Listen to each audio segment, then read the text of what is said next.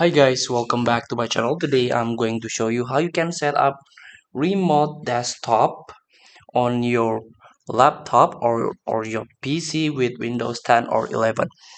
As you can see, currently I'm running on Windows 11 operating system, and maybe you want to create this laptop or your PC as a remote. So it's easy. Just type remote on search. This one, remote desktop connection. So here we go. You can show option. Enter the name of the remote computer that you want to connect. A username. The computer name field is blank. Enter a full remote computer name. This one. This is very important to log on. And you can save to an RDP file or open a save connection. And this is the settings. Display configuration. You can choose the size of your remote desktop, drag slider all the way to the right to use the full screen. And if you check this box, you can use all monitor for the remote session. And this is the color.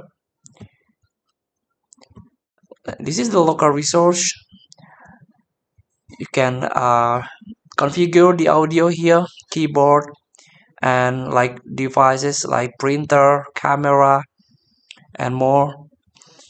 And in experience tab, you can choose your connection speed to optimize performance. And connection quality dependent feature. This is the requirement. You can check this box, leave it by default. And this is the advanced tab. This is the server authentication. If server authentication fails, you can warn me. You can use this. Or if restricted, you can choose do not connect.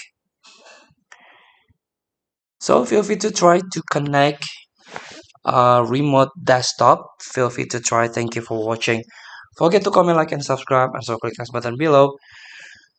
See you in